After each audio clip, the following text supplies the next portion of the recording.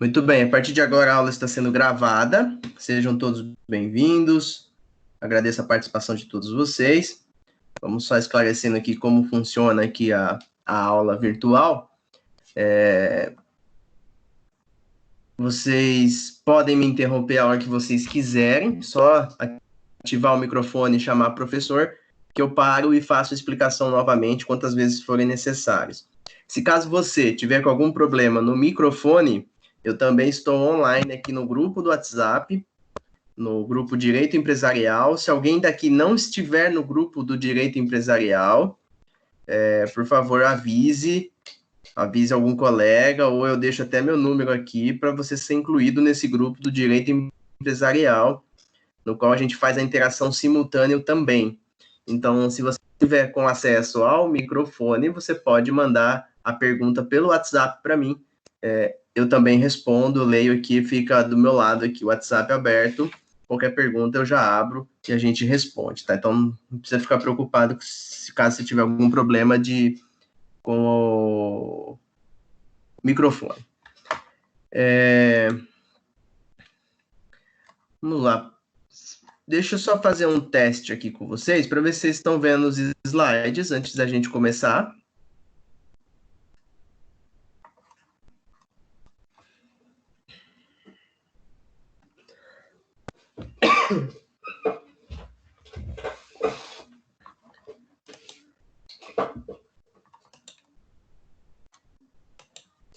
Vocês estão vendo os slides? Não. Agora sim. Pouquinho. Sim?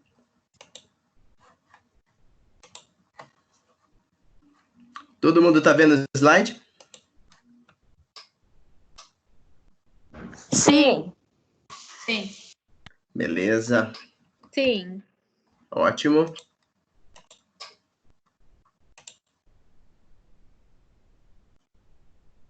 Aqui antes, para a gente fazer uma situação antes. Vamos lá.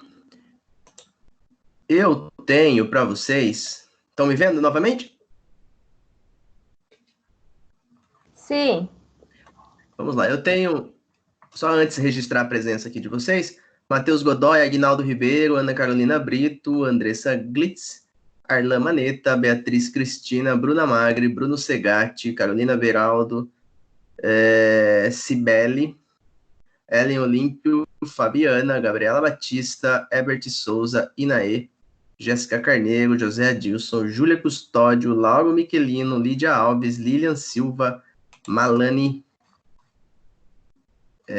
Márcia Angélica, Maria Eduarda, Micaela Azevedo, Natália Savassi, Nayara Miguel, Patrick Barbosa, Tawane Rodrigues e Vitória Silva. Todos vocês aqui. Deve ter entrado mais alguém aqui no meio, aqui, subiu para 31, e depois eu faço o registro também, não tem problema nenhum. Eu tenho duas notícias para vocês, uma boa e uma ruim. Qual que vocês querem primeiro? Já vai ruim, que melhor. A boa. Vou dar a ruim primeiro. E depois a boa. A ruim. As provas vão acontecer dentro das datas previstas. Elas foram restabelecidas. E elas serão pelo AVA de vocês. Maiores detalhes a gente vai ter a partir de amanhã, onde serão reorganizadas as datas e serão passadas para vocês as datas das provas, mas será ainda nesse mês de abril. Essa é a notícia ruim.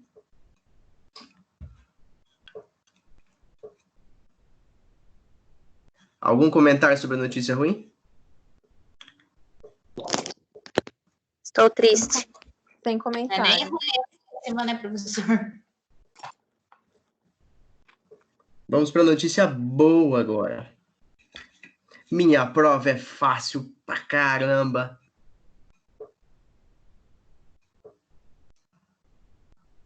Essa é a notícia boa. Dá até medo.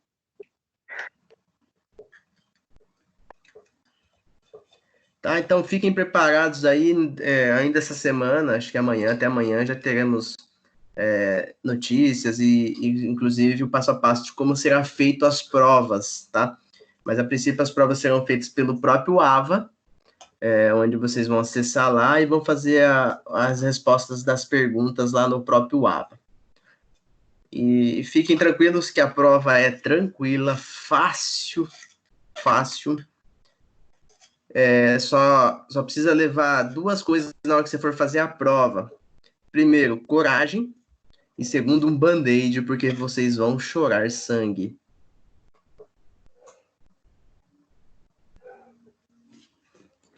Ô, louco, hein?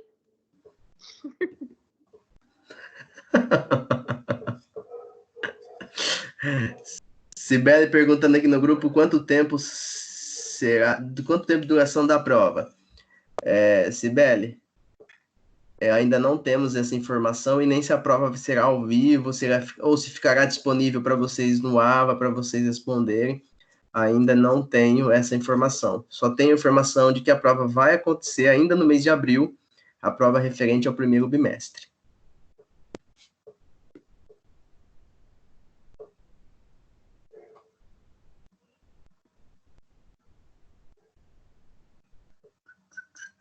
Ô, professor, a sua prova que vai montar é você ou vai vir pronta pelo AVA?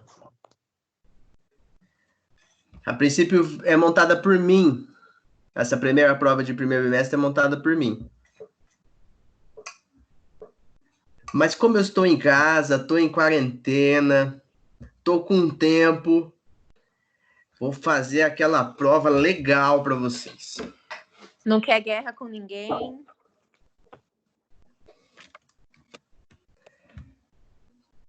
Prova Professor, faz fácil. assim, desliga a chamada, vai ver a live da Marília Mendonça, não fica querendo procurar treta com os outros.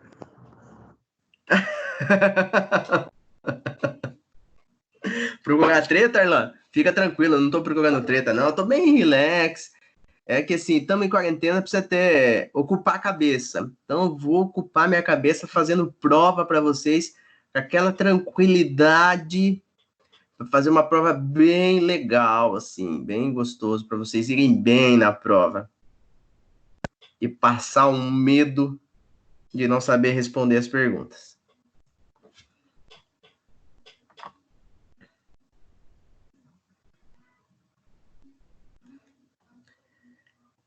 Muito bem.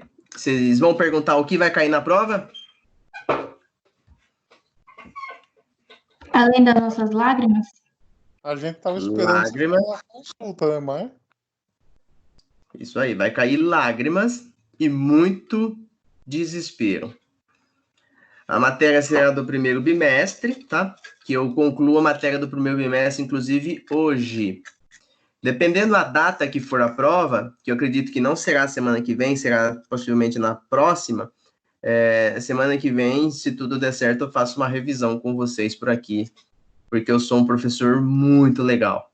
Tem gente que é legal, tem gente que é muito legal. Eu sou o professor muito legal.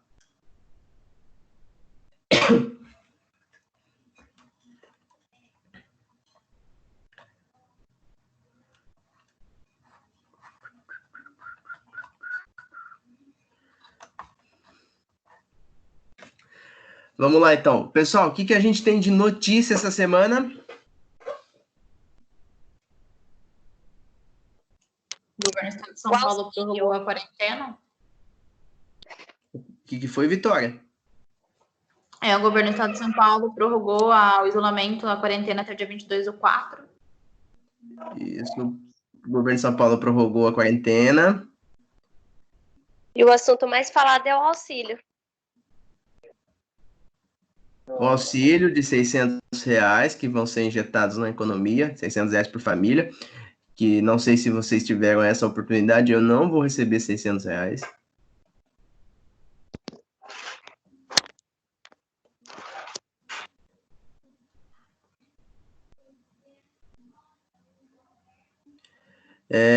Que mais que a gente teve de notícia?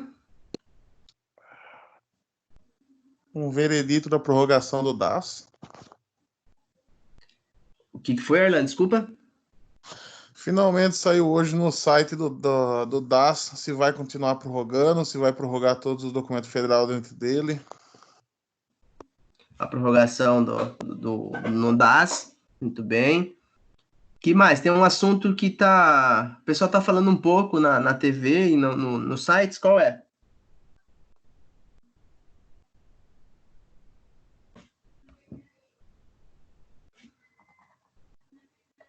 Coronavírus. Coronavírus. Muito bem. Coronavírus. Que está avançando e a perspectiva é que tenhamos nas próximas semanas o pico da doença, pico do vírus. E entraremos numa fase de contaminação descontrolada, onde fatalmente tem mais de aumentará. 16 mil, né, professor? Oi, quem tá falando? A Vitória? Oi, Vitória. Isso. Tem mais de 16 mil casos, né, confirmados até agora. Isso. A última atualização, inclusive, tinha passado de 800 mortos e a gente tinha... Brasil tem 133 mortes por Covid em 24 horas e o número total chega a 800. São 15.927 casos oficiais no país hoje. A doença está pegando, está vindo, e cada vez mais a gente está vendo o pessoal na rua. Então devemos ter Professor, eu estava entrando hoje no Google, quando eu estava mostrando a parte do Covid-19 lá, eu estava vendo a proporção que chegou aos Estados Unidos. Você sabe se eles trancaram tudo? Se eles pararam então em geral ou continuaram? Não, eles não trancaram, eles não pararam e foram parar semana passada. Mas pararam, fecharam a fronteira e Agora parou. Ah, tá. Agora parou. Mas sabe qual que é a problemática do vírus? É o seguinte, ele é transmitido e ele fica incubado na pessoa em torno de 5 dias, para depois se manifestar, e só que durante esse período de incubação ele já é possível a transmissão. Então, o que o isolamento social faz? Quanto mais cedo você começa o isolamento social, maior é o achatamento da quantidade. Apesar de parecer bastante os números no Brasil, a gente tem um achatamento, porque senão a gente vai estar com muito mais, até por conta da própria situação de moradia do Brasil e como é a nossa população de proximidade. Então, deveríamos ter muito mais do que temos hoje. Mas todo o isolamento social não é para curar a doença, não é para resolver Covid, não. O isolamento social serve para que não tenhamos um colapso na saúde. Então, o colapso na saúde que é a grande preocupação. Eu vou dar um exemplo aqui de Araras. Eu sou diretor da Santa Casa. Se nós tivermos 100 casos de Covid, já começa a escolher quem sobrevive e quem não sobrevive.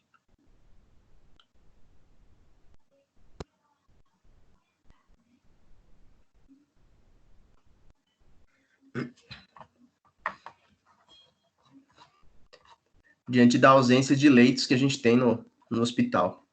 Isso acontece no Brasil todo, né? Infelizmente. Professor, Desculpa, Arlan? o professor deve estar mais dentro do assunto. Qual que é? Eu estava vendo hoje lá que tem paciente que já está sendo curado. Qual que é a cura final para isso? Melhor falar a taxa de mortalidade. A taxa de mortalidade no Brasil está em torno de 3,5% dos contaminados. É uma taxa, cada 100, 3,5 morrem. Cada 100 contaminados. Então, se você pegar 15 mil contaminados, a gente vai ter aí a morte que a gente está tendo, 3,5%, era para estar em 525. Esses últimos 2 dias que deu uma explosão, então subiu mais. A gente vai estar girando em torno, no pico da doença, em torno de uma taxa de mortalidade em quase 20%. Porque quanto menos condição eu tenho de tratamento, maior é a mortalidade. Quando eu entro na contaminação descontrolada, que é o que está se prevendo daqui a um tempo, a tendência é de que aumenta-se gradativamente e vai duplicando dia a dia os números, até chegar num ponto onde o isolamento social ele vai fazendo o achatamento. Então, esse achatamento que está acontecendo, por que a gente não explodiu de casos essa semana? Está subindo bastante casos, mas era para estar muito pior, porque o isolamento social do Brasil começou 2 semanas atrás. Então, as pessoas que eram para transmitir há 2 semanas atrás foram isoladas. Quando elas são isoladas, elas não retransmitem. E o vírus fica incubado na pessoa em torno de 13 a 15 dias.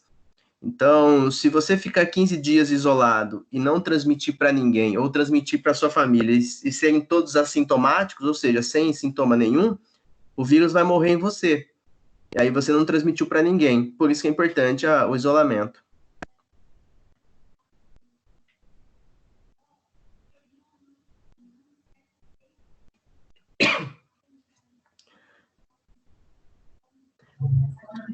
Professor, Sim, Júlia? então no caso isso aí vai manter ainda o isolamento por bastante tempo, né? Porque o vírus não vai sumir. A tendência é que tenhamos isolamento no mês de abril por inteiro, para daí começar a fazer a abertura do isolamento de forma gradativa. Porque o que o nosso presidente estava querendo era que fizesse um isolamento vertical. O que é o isolamento vertical? Eu isolo só os que estão em risco maior, que são os idosos. Só que a doença, ela não escolhe, ela não está escolhendo mais idoso só, ela está contaminando todo mundo e muita gente está morrendo fora da faixa de risco. Então, o isolamento vertical só acontece depois do isolamento que a gente está acontecendo agora, esse isolamento horizontal, onde se isola toda a população. O que acontece é que as pessoas não estão entendendo a gravidade do negócio e a importância de se não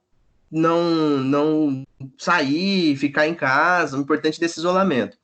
Porque o que vai acontecer é a gente deve passar o mês de abril inteiro em isolamento, para no mês de maio começa gradativo a liberação de outros serviços e começa gradativa a volta da população ao trabalho e tudo mais.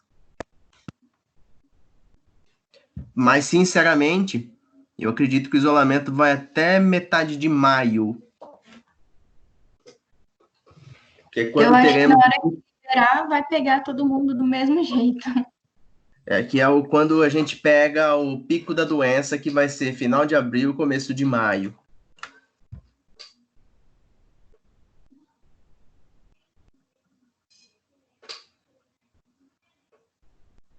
E nesse meio tempo, o governo está tentando comprar os respiradores, aumentar o número de UTIs, porque quando pega de forma grave, a UTI é o único remédio para solucionar o problema.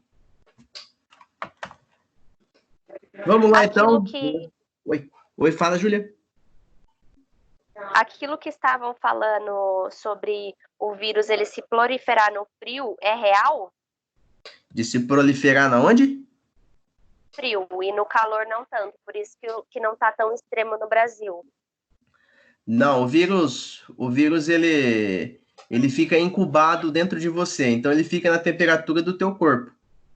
Ele sobrevive a 36, 35, 37 graus, ele sobrevive de natural. Então essa história de frio e calor não faz muito sentido porque ele fica incubado dentro da pessoa. O que acontece é que temperaturas mais baixas, ele demora mais para morrer fora do teu corpo. E temperaturas mais altas, ele tende a morrer mais rápido fora do teu corpo. Então, se você estiver contaminando e espirrar numa superfície, nessa época de calor extremo, que a gente já não está mais nessa época também, em calor extremo, ele fica em torno de 2 dias vivendo ali naquela superfície. Na época do frio, ele chega a ficar até 4, 5 dias sobrevivendo na superfície.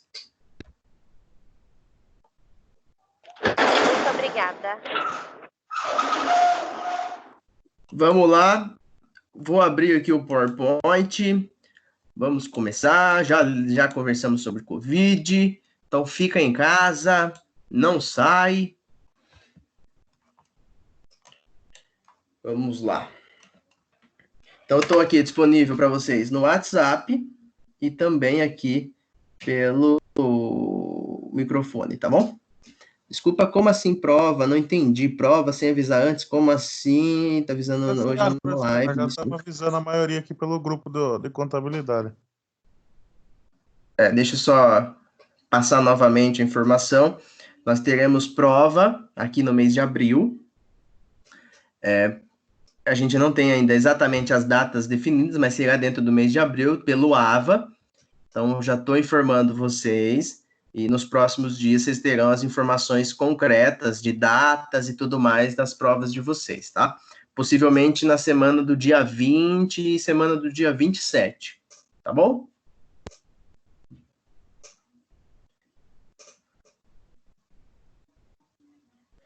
Vamos lá, então. Deixa eu ver, tem alguém escrevendo aqui no grupo, deixa eu ver se tem alguma dúvida. Ah, tá explicando aqui. Beleza. Vamos lá, Direito Empresarial, aula 6. Até a aula passada, aprendemos sobre títulos de crédito e como eles funcionam e tudo mais. Vamos passar para uma outra área aqui do direito empresarial, que é o chamado direito bancário. Direito bancário.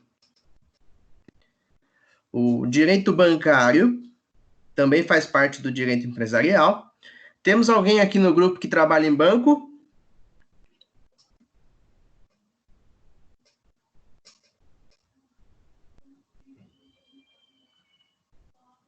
Alguém aqui que trabalha em banco?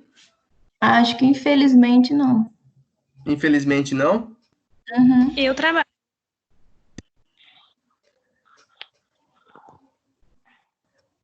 Acredito que não temos nenhum bancário, só temos acho que uma aluna, não sei se ela está online aqui, que trabalha numa instituição de crédito, não é banco em específico, mas é uma instituição de crédito, eu não me recordo o nome dela, eu lembro que ela sentava no meio da sala.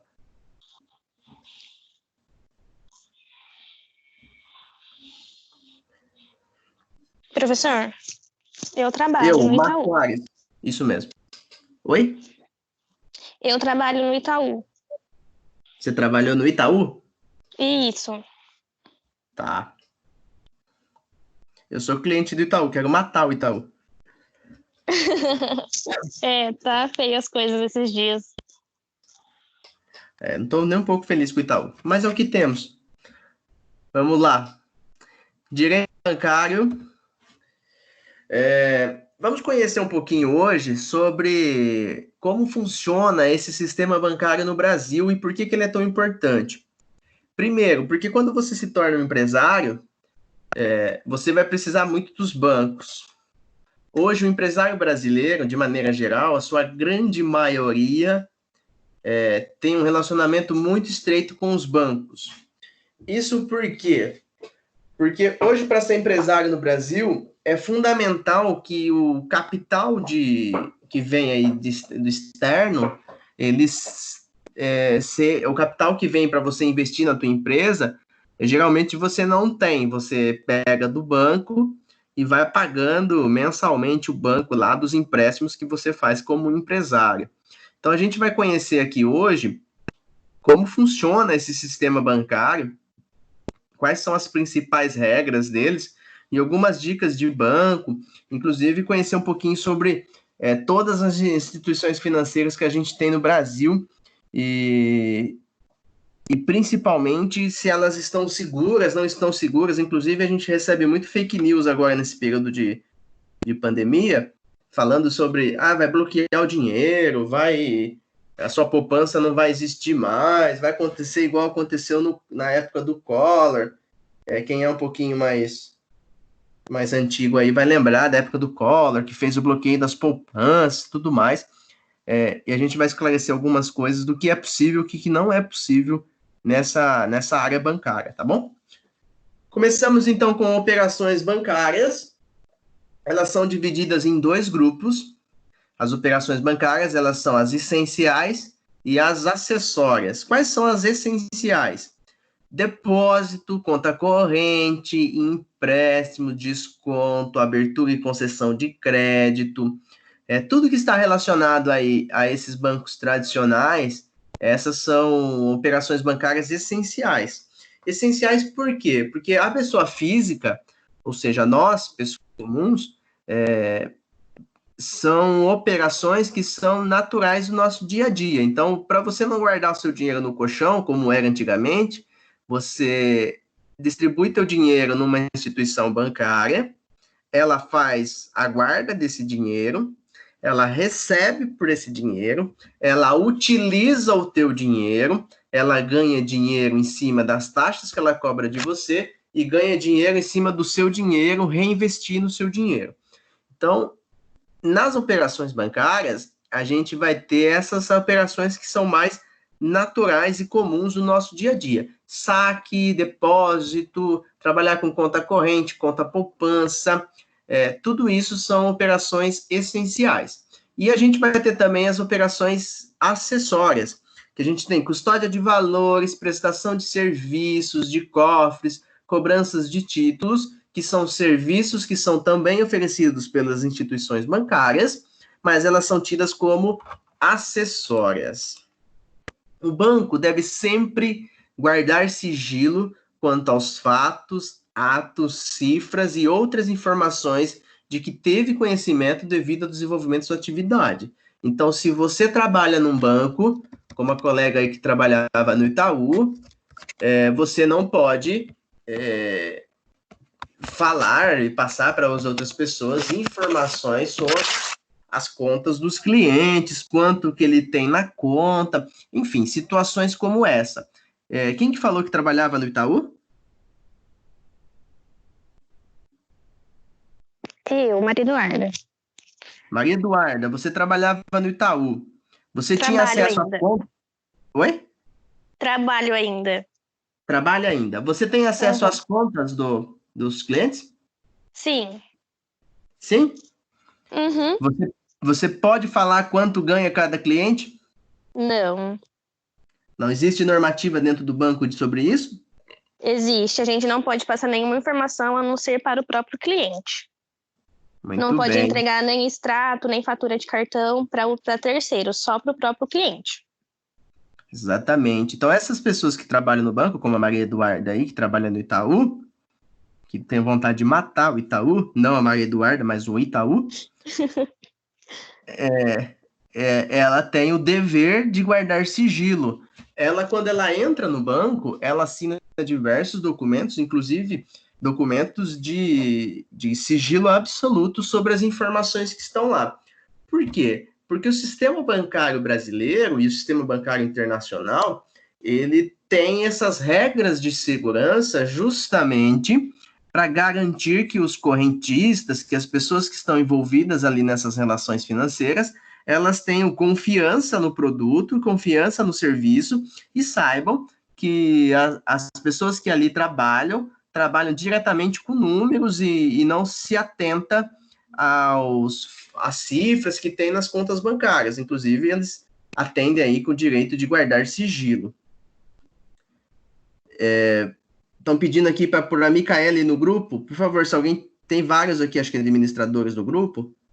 Por favor, aí alguém responde o grupo aqui do Direito Empresarial para colocar essa aluna também aqui no grupo do Direito Empresarial, tá bom? Só passar o número dela aqui no grupo, Cibele, e aí já colocam ela. A outra situação que eu tenho também no sistema bancário é o Sistema Financeiro Nacional. É um conjunto de instituições financeiras públicas e privadas que agem por meio de diversos instrumentos financeiros na captação de recursos e na distribuição e transferência de valores entre os agentes econômicos. Então, o Sistema Financeiro Nacional, ele é um sistema que é superior aos bancos, então ele faz essa organização entre os bancos. Então, quando você, cliente, vai fazer a transferência de um dinheiro que está no Itaú, que vai ser transferido lá para o Santander, ele vai entrar com registro nesse Sistema Financeiro Nacional, onde ele faz o seguinte, ele pega esse dinheiro que está do Itaú, ele vai para o Sistema Nacional e o Sistema Nacional faz a transferência para o Santander. Então, perceba que essa transferência não é simplesmente pegar o dinheiro e um guardinha lá pega o dinheiro, bota no bolso, atravessa a rua, vai no Santander e entrega para a pessoa lá no Santander. Não é assim que funciona. São sistemas. E esses sistemas, eles fazem um conjunto geral de todas as instituições financeiras públicas e privadas que a gente tem no país. Então, se eu tenho lá uma conta digital em um banco digital, como está sendo muito costumeiro, inclusive, atualmente, eu posso fazer essa transposição de dinheiro, tudo por meio de um sistema. Ô, professor, se der um problema no meio da transferência, a culpa é dos bancos ou do Sistema Financeiro Nacional? Depende. Às vezes é culpa, às vezes sua, que você não colocou todas as informações corretas, às vezes é do banco, raramente é do sistema, tá? Agora, se você quiser testar, eu passo minha conta, você faz a transferência da minha conta e eu falo se deu certo ou não, tá bom? O professor é pouco esperto, né? Professor, aproveitando que o professor já está de zoeira, deixa eu fazer a minha também. Tem como o professor fazer a prova sem ser pensando no Itaú, fazendo favor? Só isso que eu peço. Como é que é? Fazer o quê? Tem como o professor fazer a nossa prova sem ser pensando no Itaú? Porque daí o professor faz a prova com raiva, não vai ficar legal a prova. Pode deixar, não vou nem lembrar do Itaú. Porque se eu lembrar do Itaú, eu vou castigar a moça que trabalha no Itaú aí. Fica tranquilo, não vou pensar no Itaú, tá bom? Então, o Sistema Financeiro Nacional, ele é um sistema maior, é um sistema acima dos bancos. E ele que faz essa interligação entre os bancos para que você consiga fazer a transferência de valores de um banco para o outro. E o outro, a gente tem o Conselho Monetário Nacional. O objetivo é definir as diretrizes de funcionamento do Sistema Nacional Financeiro e formular toda a política de moeda, crédito da economia, buscando assim atender aos interesses econômicos e sociais. Vinculado ao Conselho Monetário Nacional, o CMN, estão o Banco Central do Brasil, Bacen, e a Comissão de Valores Mobiliários, a CVM. O conjunto de tais instituições unidas formam o subsistema normativo do SFN, responsável pelo funcionamento do mercado de suas instituições.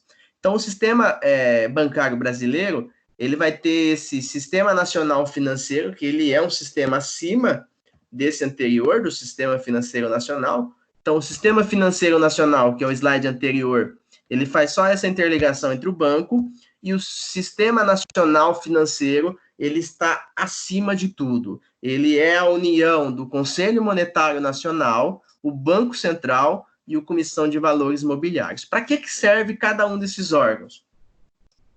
Eles servem para dar regras e conseguir disciplinar todo o sistema financeiro do Brasil.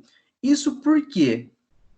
Porque o sistema financeiro brasileiro, ele vai sendo controlado por regras e por índices que são discutidos no CMN, que são discutidos no Banco Central, que são discutidos no CVM. Então, são comissões de pessoas ligadas ao governo e a próprias instituições que vão disciplinando as taxas de juros, a inflação, enfim, esses dados que vão gerar todas as instituições e todo esse sistema financeiro brasileiro. Então, o sistema financeiro brasileiro, ele é um sistema extremamente rígido e extremamente forte, tanto que na situação agora que a gente teve queda na Bolsa de Valores, que também está vinculada a todo esse sistema nacional, o governo vem e injeta dólar para baixar o valor da Bolsa. Como a gente está tendo agora a distribuição de R$600, então o ministro da Fazenda, que faz parte, inclusive, do CMN, do Conselho Monetário Nacional, ele aplica políticas públicas para que a economia seja controlada. E nesse momento que a gente está passando de pandemia, estão todos aqui de cabelo em pé, mas não são só aqui do Brasil, como está o mundo inteiro, justamente porque é uma situação nova, onde o isolamento social necessário para a saúde está afetando diretamente a questão econômica. Então, pessoas que não têm escrúpulo e não conseguem discernir a importância da vida, pensam única e exclusivamente na questão econômica. Isso é natural, mas como diz inclusive uma das propagandas de um dos governos do estado, economia a gente trabalha e reconquista. Vidas a gente não reconquista mais quando a gente perde. Então, nesse momento de crise que a gente está passando de pandemia, é importante a gente ter em mente que o sistema econômico vai ser afetado, sim, mas não é só do Brasil, é do mundo inteiro. Então, a partir dessa pandemia, teremos uma nova relação, inclusive, de como a gente lida com o dinheiro. Porque eu tenho certeza que vocês que estão fazendo isolamento também sabem o que está se passando dentro das casas, onde a gente fica e começa a dar valor a outros sentimentos, a outros sentidos de ficar mais tempo dentro de casa. Inclusive querendo matar outras pessoas, comendo que nem um bicho enjaulado que come o tempo todo. Esses são sentimentos que a gente não vivenciava até então. Quando a gente passa a vivenciar esses sentimentos, a gente começa a ter outra visão, inclusive sobre o trabalho, inclusive sobre o dinheiro e sobre as situações econômicas. Então, a gente deixa de ser um escravo atrás do dinheiro e passa a sentir a necessidade de estar mais perto da família e tudo mais. Tem os lados positivos e negativos dessa situação toda. Mas um país como o Brasil também tem que pensar na situação econômica. Então, essa dosagem entre situação econômica e os sistemas de pandemia, eles precisam ser discernidos aí pelas nossas autoridades para que a gente tenha uma proteção da vida, que é o bem maior de todo mundo, e depois políticas públicas para a gente estimular a economia e voltar a ter um Brasil forte economicamente. O sistema financeiro nacional vai ter aqui as seguintes subdivisões. Eu vou ter órgãos normativos que vão estar o Conselho Monetário Nacional, CMN, Conselho Nacional da Previdência Complementar, a CNPC, e o Conselho Nacional de Seguros Privados, a CNSP. Isso estão todos vinculados aos órgãos normativos. Entidades supervisoras que vão supervisionar todo esse sistema. Eu tenho o Banco Central, o Bacen, a Superintendência de Seguros Privados, a SUSEP, a Superintendência Nacional de Seguro Complementar, a Previc, e a Comissão de Valores Mobiliários, a CVM. E eu vou ter quem, de fato, vai fazer todo o trabalho de campo desse sistema nacional, que são as instituições financeiras, captadoras de depósito à vista, que são os nossos bancos.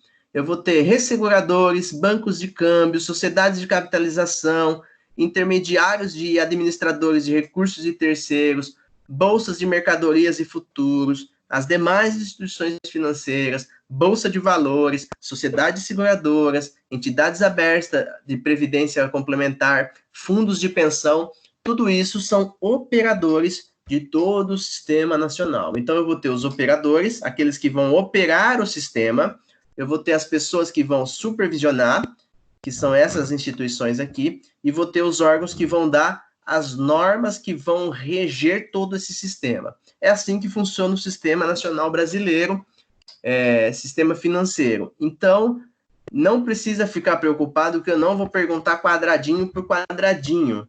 O que eu preciso que vocês saibam é como funciona o sistema e o que existe dentro do sistema, para que você saia do direito empresarial, quando você for um empresário, saiba que o banco funciona e funciona desse jeito por causa disso. Isso que é importante. Então, não precisa ficar decorando quadradinho, não. Eu preciso só saber que você sabe que o sistema financeiro aí tem os órgãos normativos, as entidades supervisoras e os operadores desse sistema. Alguma dúvida até aqui, pessoal?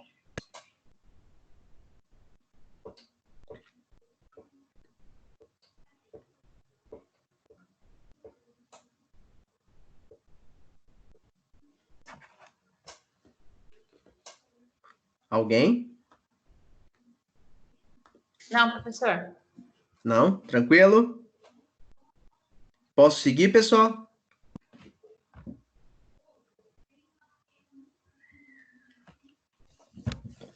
Vamos lá, então. O que é uma instituição financeira? De forma geral, uma instituição financeira é aquela que faz o papel de intermediário entre o cliente e algum tipo de serviço do mercado financeiro, como a realização de algum investimento, empréstimos, financiamento, entre outros serviços. Uma corretora de valores, um banco de investimentos e um banco múltiplo são exemplos de instituições financeiras. Então, instituição financeira é esse intermediário entre o que eu tenho de dinheiro e ele guardar esse dinheiro para mim. Então, ele investir esse dinheiro, ele fazer esse dinheiro valorizar. Então, as instituições financeiras têm esse papel de ser esse intermediário entre alguém que tem o produto, que é o seu dinheiro, e quem faz o serviço, que são eles, esse mercado financeiro todo. Então, as instituições financeiras têm das mais diversas, das mais diferentes tipos, e a gente vai conhecer um por um daqui a pouquinho do que estão vinculados aos nossos órgãos de instituição financeira.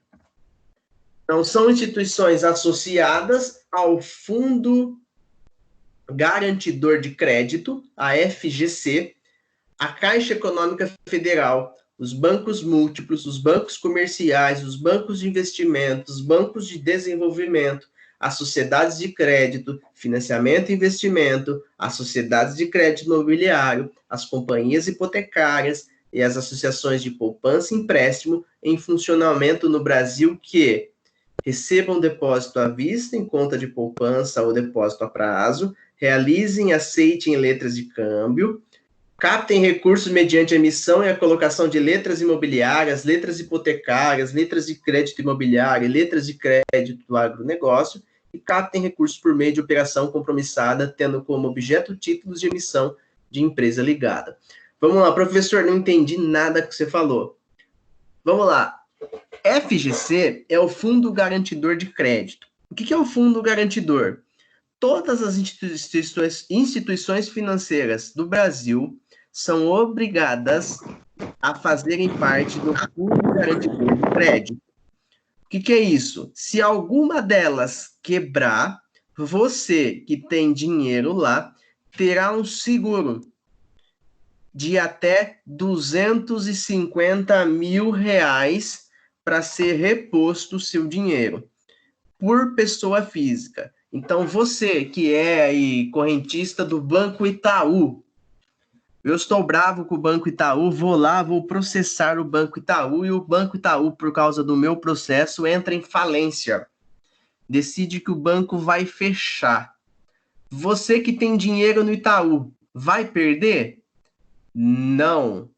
O Fundo Garantidor vai suprir até R$250 mil que você tiver por CPF. Se você tiver mais de R$250 mil no banco e ele quebrar, o Fundo Garantidor vai garantir para você até 250 mil. Além disso, o Fundo Garantidor, ele dá uma segurança financeira ao país. Então, por ter essa regra e por ter esse fundo garantidor, a gente sabe que esses bancos não vão quebrar. E mesmo se quebrar, os correntistas, os clientes todos estão garantidos por conta desse fundo garantidor, que vai garantir o dinheiro dessas pessoas que estão vinculadas a esses clientes que estão vinculados a essas instituições financeiras. Então, hoje, no Brasil, se você for fazer algum tipo de investimento e a instituição financeira vir a quebrar, você tem a garantia do fundo garantidor. Inclusive, alguns bancos usam esse fundo garantidor como propaganda para que você entre nele. Por exemplo, os bancos digitais que estão virando moda, tem a Nubank, o Banco Inter, tem o Banco Original, qual mais? Tem vários bancos agora digitais que não têm agência. São todos feitos por aplicativos. Esses bancos, eles também são garantidos pelo fundo garantidor. Ou seja, qual que é a diferença de um banco tradicional? Banco tradicional que eu falo, Itaú, Santander, Caixa, Banco do Brasil, Banco Mercantil, esses bancos que são tradicionais na nossa existência. Qual que é a diferença deles para esses bancos? Nenhuma. Todos eles têm esse fundo garantidor que vai garantir, mesmo se esse banco vir a quebrar, essa condição de suprir todas as pessoas que estão vinculadas a eles. Entenderam o que é fundo garantidor?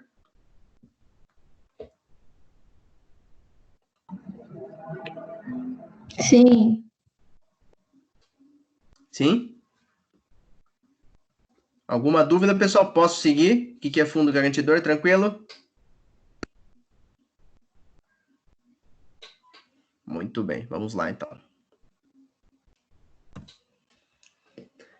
Vamos lá conhecer agora as instituições que são supervisionadas pelo Banco Central. Por conta disso, também são garantidas aí pelo Fundo Garantidor e vão garantir aí a sua existência como correntista, como cliente, independente do que acontecer.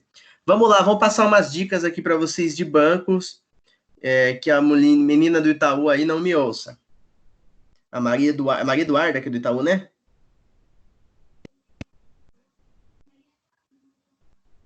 Isso. Vamos lá. Dicas para vocês, alunos.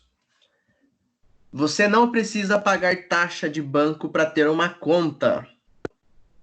Existe uma conta que chama conta essencial. Todos os bancos são obrigados a te fornecerem uma conta essencial. A conta essencial hoje no Brasil te garante alguns serviços básicos. Então, se você tem a conta no banco e não usa muitos serviços, não compensa você pagar aquelas taxas que são de R$12, R$15, R$17, algumas 25, 42, enfim, se você não trabalha muito com o banco, não tem esse serviço, tanto serviço assim com o banco, e às vezes você está pagando uma taxa por ter uma conta no banco sem ter a necessidade. Por exemplo, são serviços chamados de serviços essenciais. Estou abrindo aqui, vou falar para vocês quais são os serviços essenciais. Muitas vezes a gente está pagando taxas nos bancos aí de conta corrente, conta poupança acho que não paga, mas conta corrente, e sabendo às vezes que nem precisa pagar, porque está dentro do seu limite aqui, e você nem precisa pagar. Ele tem que te oferecer gratuitamente uma quantidade de operações por mês, como 4 saques, 2 extratos e 2 transferências. Então, se você não tem muita movimentação no banco, você vai lá de vez em quando, e você não tira mais de 4 saques no mês, não tira mais de 2 extratos. Hoje, pelo aplicativo, nem no banco você precisa mais tirar extrato. E você não tem uma movimentação muito grande no banco, não compensa você ter uma conta corrente pagando um valor, porque os serviços que você faz no banco, às vezes, já são contemplados pela própria conta essencial. Então, faça isso nos bancos. Quando você chegar lá no Itaú, a moça que vai te atender no Itaú, ou o rapaz que vai te atender no Itaú, vai falar assim, onde você tirou isso? Isso não pode. Por quê? Porque as pessoas que trabalham no banco precisam bater metas. Mas você, como cliente, você tem o direito de escolher esse serviço essencial e transformar suas contas todas em essencial. Eu, Leandro, pessoa física, eu tenho conta em praticamente todos os bancos tradicionais e tenho contas em alguns bancos digitais, por conta da própria escritório de advocacia, quando o pessoal vai pagar, pede se não tem conta em determinados bancos. Com exceção de um dos bancos, o resto... os outros, acho que são 8 contas bancárias que a gente tem do escritório e pessoal, todas são essenciais. Eu transformei todas em essenciais justamente para não pagar taxas que, a princípio, parecem poucas. Ah, mas eu pago só R$13 lá no meu banco. R$13, se você paga R$13 vezes 12 meses, você está gastando R$156 sem precisar no ano. Em 5 anos... você está gastando R$780. Em 10 anos... Leandro. Oi? Micaele, eu queria tirar uma dúvida. Essa conta essencial, eu posso atrelar outra conta a ela? Por exemplo, eu tenho um salário e, quero transformar ela ou quero atrelar ela a uma essencial. Tem como? Tem sim. A Aí, conta no salário caso, sua, pode você falar. pode transformar ela em conta corrente e da conta corrente transformar em essencial, não tem problema. Mas no caso só da corrente para essencial.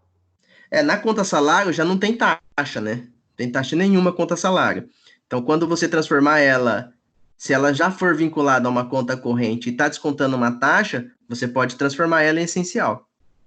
Mas no caso a essencial, eu posso usar aplicativo, tudo. Ela é completa. Ela pode usar o quê?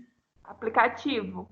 Pode usar aplicativo, tudo Então, normal. porque no caso da salário, ela não tem, né? Então, aí ela não desconta nada. Só que eu Isso. também sou obrigada a ir no banco, vamos dizer assim, para resolver. Então é o Ela não seguinte, tem aplicativo. o ideal é você pegar essa conta salário, transformar ela em conta, no próprio banco, abrir uma conta corrente e pedir para que esse dinheiro que cai na conta salário seja transferido para a conta corrente. Ou então, se você não gosta do banco que você recebe a conta salário, você pode fazer a transferência de banco sem pagar nada, que é chamado de portabilidade. Vamos supor o seguinte, eu recebo salário no Banco Santander. Não gosto do Santander, está sempre lotado o Santander.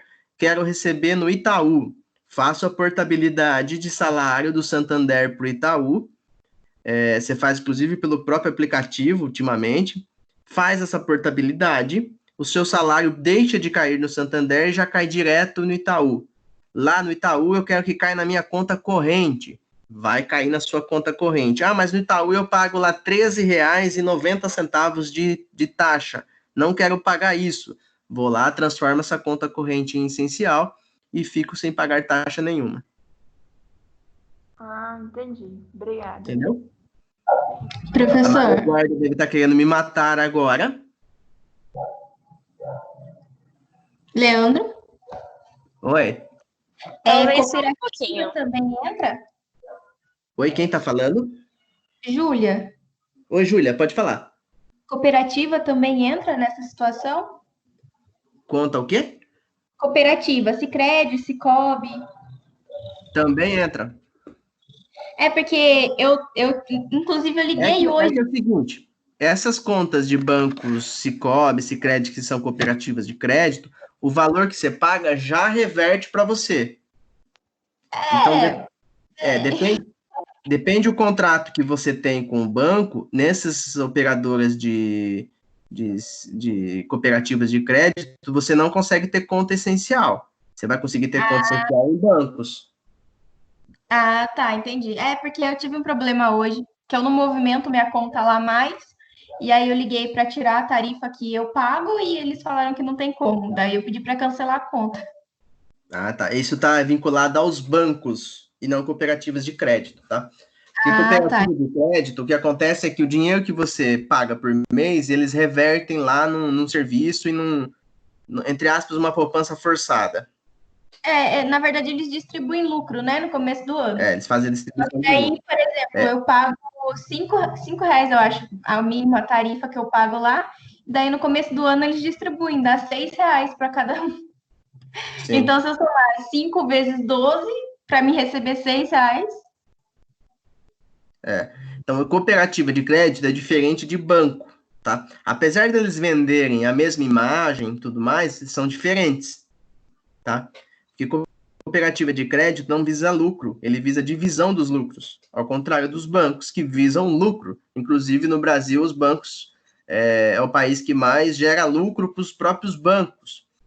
Então, eles batem recordes atrás de recordes em lucros, justamente porque a grande parcela da população não conhece as regras que regem os bancos, como, por exemplo, essa conta essencial, que deveria ser amplamente divulgado, não é, mas é um direito de todos ter. E, no caso, essa conta essencial pode fazer pagamento. Então, qualquer pagamento normal, é como uma conta corrente, só que com limite de saque e essas coisas. Você vai ter os limites de serviço da conta essencial. Se o seu serviço que você faz lá está dentro do que está oferecendo na conta essencial, você não vai pagar nada para ter ela. Entendi. Agora, se você extrapolar os serviços, você vai pagar por serviço. Uhum. Vamos supor Entendi. o seguinte, tem 4 saques, você naquele mês fez 5 saques, você vai pagar a taxa referente a um saque. Ah, tá. Entendeu? Entendi. Então, por isso Aham. que antes de você transformar em conta essencial, o ideal é que você analise a situação sua de como você trabalha com aquele determinado banco, para ver, com bancos e não cooperativas de crédito, bancos, para você Sim. analisar se a conta essencial não te atende. Se ela não te Uhum. atender, aí você busca um pacote que te atende, que seja o mais barato possível. Agora, se a conta essencial te atender, você tem pouca movimentação no banco, aí não compensa você ficar pagando taxa, compensa se transformar em conta essencial. Entendi. Mas os bancos vão tentar de tudo para que você não abra a conta essencial. Eles vão tentar te convencer de que não existe, de que não vai te garantir, enfim, diversas situações, mas isso é um direito do correntista de transformar a sua conta em conta essencial, tá bom? Tá bom. Obrigada. Entenderam aí da conta essencial? É só uma dica só. Vamos lá, então, partindo agora para os bancos de investimentos. Bancos de investimentos. Diferente dos bancos comerciais, que é o que a gente tem mais comum no Brasil, os bancos de investimentos captam recursos por meio de depósitos a prazo, como CDBs e LCIs. CDBs são linhas de investimentos que você tem, mais para frente até trago outros materiais sobre investimentos para vocês. São títulos de crédito para você sair da poupança, que é o que menos rende hoje no Brasil, é a poupança, e se vende uma falsa ilusão de segurança quando temos outros serviços, inclusive títulos de crédito do próprio governo, que dão a mesma segurança da poupança e rendem muito mais do que a poupança hoje. Só para vocês terem noção, se você tem dinheiro na poupança esse ano, você vai perder para a inflação. A inflação deve girar em torno de 4,70 e a poupança vai gerar 3,96. Nossa, professor, mas eu vou perder dinheiro? Não é que você vai perder dinheiro, é que o seu poder de compra com aquele dinheiro vai diminuir sem você tirar de lá. Então, o que você comprava com R$1.000, ano que vem você já não compra mais com R$1.000, porque a inflação vai dar 4,70. Isso se manter como está, se a pandemia não alterar essa questão da inflação também. Então, para chamar a atenção do consumidor, uma vez que essas alternativas também são oferecidas por bancos comerciais que contam com maior divulgação e capilaridade, é provável que os bancos de investimento ofereçam taxas de remuneração mais atrativas aos clientes quando você, cliente, vai fazer investimento. Então, além disso, os bancos de investimentos são ainda instituições especializadas em operações de participação societária temporária, financiamentos da produção e que administram recursos de terceiro. Então, às vezes as pessoas ficam muito receosas com bancos que não são os tradicionais, que não são Itaú, Santander, Caixa, Banco do Brasil, que ficam muito receosos com bancos que não têm um banco físico na praça da cidade. Mas a gente tem uma vastidão ainda não muito grande, mas tem bastante opções, dependendo do que você quer fazer com o seu dinheiro. Se você quer buscar investimento, às vezes esses bancos tradicionais não te dão taxas atrativas para você fazer investimentos e te cobram coisas além da conta. Então, buscar um banco de investimento vai, por exemplo, te isentar de algumas taxas que pode valorizar ainda mais o seu dinheiro. Então, esses são os bancos de investimento. Alguém tem alguma dúvida?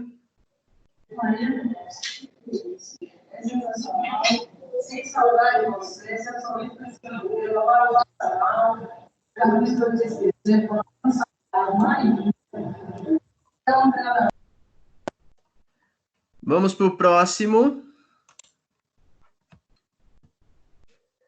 Um exemplo desses bancos de investimento, a gente tem lá o BTG Pactual, que é o maior banco de investimento hoje da América Latina, entre outros bancos.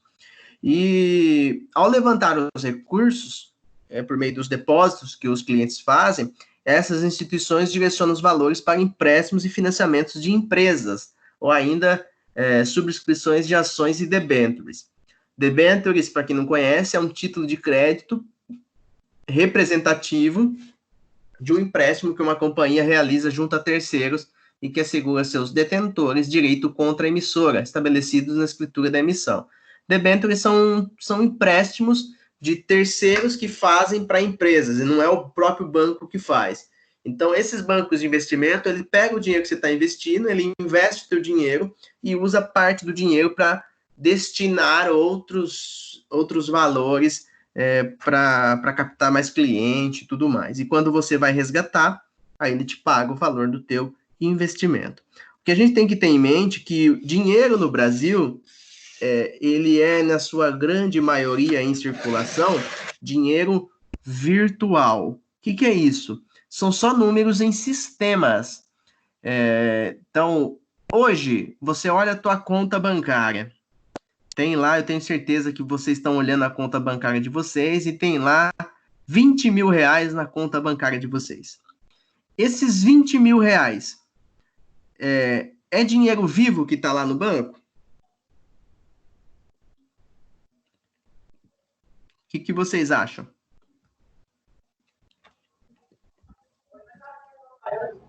Não, não é. Não, não é. São números virtuais. Por que não é dinheiro vivo que está lá no banco? Porque são números virtuais do sistema financeiro. Então, quando você quer pegar os 20 mil, você vai fazer uma ordem para o banco, aí o banco vai pegar os 20 mil reais e entregar na tua mão.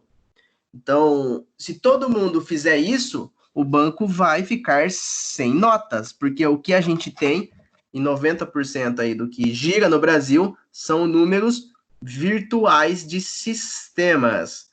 Então, o milionário que você conhece não é milionário porque ele tem muito dinheiro na casa dele. Ele é milionário porque em todos os sistemas bancários, os valores que tem lá são altos. Então, se ele quiser recuperar esse dinheiro, ele pega esse dinheiro e transforma esse número virtual em dinheiro físico. Aí que transforma, de fato, em dinheiro. O resto são só números e números virtuais. A gente tem também, além dos bancos de investimento, os bancos comerciais, que são os que, provavelmente, o que vocês mais conhecem. Os bancos comerciais podem ser públicos, ou seja, que tenham o Estado como sócio majoritário ou privados. É por meio do banco comercial que grande parte da população brasileira tem acesso a serviços bancários e realiza suas movimentações financeiras no dia a dia. Entre as principais atividades de um banco comercial está a captação de recursos por meio de depósitos à vista, as contas correntes, também por meio de depósitos a prazo. Para esse último, eles estão autorizados a emitir títulos como certificados de depósito bancários, os CDBs, e as letras de crédito, as LCIs. A CDB é uma aplicação de renda fixa bastante conhecida do investidor, onde o cliente faz uma espécie de empréstimo ao banco, onde este determina o valor e fixa período em que o interessado não pode movimentar o dinheiro. Já a LCI tem por característica ser emitida por bancos para captar recursos e destinar a empréstimos no setor imobiliário, enquanto a LCA irá destinar os empréstimos ao setor do agronegócio. Então, o que são os bancos comerciais? São os bancos que a gente conhece aí. Santander, Itaú, Caixa, Banco do Brasil, Banco Mercantil, BMG, alguns bancos estatais, em alguns estados ainda existem. No estado de São Paulo, a gente tinha antes a nossa Caixa, nosso banco, que foi comprado pelo próprio Banco do Brasil. Enfim, são os bancos tradicionais, onde a gente vê lá a agência, tudo bonitinho. Eles detêm a maior fatia da população brasileira que tem acesso a serviços bancários e estão vinculados a esses bancos comerciais. E eles são autorizados a vender diversas cartelas de crédito e de investimento. Entre eles aqui o CDB e o LCI. O CDB, o que é isso? CDB são aplicações de renda fixa, ou seja, você sabe exatamente quanto que você vai receber. Então, quando você vai investir esse dinheiro no CDB, é como você pegar R$1.000 seu e vou investir em CDB. É como você pegar R$1.000, dá para o banco, e o banco fala para você o seguinte: olha, você está, entre aspas, me emprestando R$1.000, eu estou investindo aqui para você, e se você aguentar esses R$1.000 sem mexer em 5 anos, eu te pago R$ 2.500 de volta. Isso é o que o banco faz com a gente. Quando você precisa de empréstimo, você vai lá no banco, o banco te empresta e fala o seguinte: olha, você precisa me pagar por mês tanto, e no final você vai pagar, às vezes, até 100% do que eu te emprestei. Quando você vai fazer para o banco, é por meio dessas aplicações. Então, eu empresto lá para o banco R$ 1.000 e ele me promete devolver em 5 anos R$ 2.500, por exemplo. Ele fixa um período e fixa um valor, e ele te paga naquele determinado valor. Se você cumprir todas as regras, ele te devolve aquele valor corrigido e com o retorno que você combinou com ele. O LCI é a mesma coisa, só que o banco vai pegar esse dinheiro e vai investir só no setor imobiliário, e LCA ele vai investir no agronegócio. Então, esses bancos comerciais e bancos de investimento e vários outros bancos têm a possibilidade de você fazer esse CDB e LCI.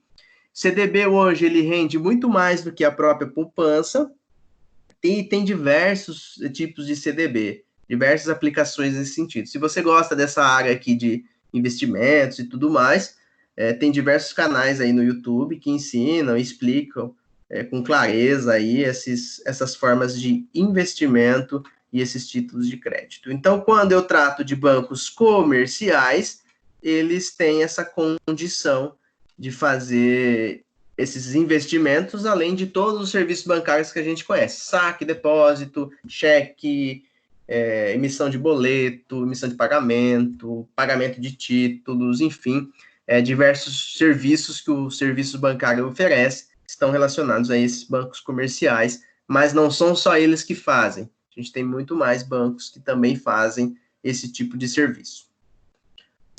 Alguma dúvida aqui sobre bancos comerciais?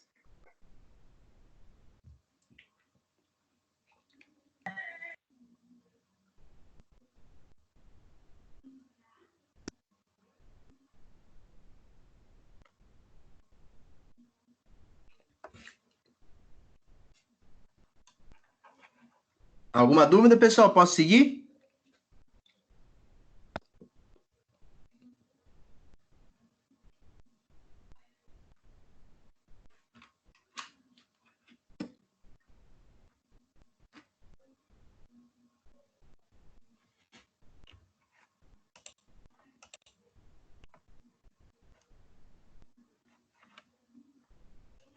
Pessoal, vou seguir, tá?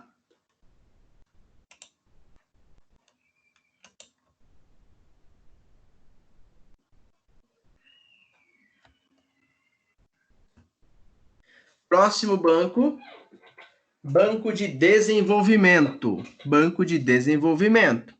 De acordo com o Banco Central do Brasil, os bancos de desenvolvimento são instituições financeiras controladas pelos governos e têm por objetivo principal apoiar com recursos para o financiamento de programas e projetos que promovam o desenvolvimento social e econômico da população.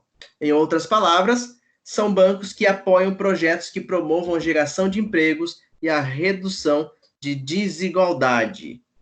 No Brasil, os bancos de desenvolvimento estão nos estados e também sob controle do governo federal, no caso, o Banco Nacional de Desenvolvimento Econômico e Social, o chamado BNDES. Inclusive, o BNDES sempre é alvo de muita polêmica sobre o que ele investe, como investe, mas ele é um banco de investimento. Então, boa parte do desenvolvimento aí das empresas que a gente tem no Brasil, eles buscam linhas de créditos no BNDES, que é o Banco Nacional de Desenvolvimento Econômico e Social.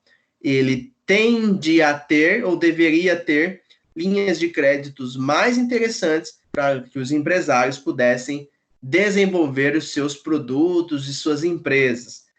Mas na prática nem sempre são assim. Às vezes bancos comerciais têm linhas de crédito mais interessantes do que bancos de desenvolvimento. Mas eles existem no Brasil, tem muito dinheiro para investir, inclusive, e tem sempre alvo de muita polêmica, porque eles investem muito em grandes empresários, inclusive para comprar helicóptero, avião, mas todos, quando vão comprar esse tipo de produto, tem um fim específico para a empresa que desenvolve. Entender o banco de desenvolvimento, pessoal?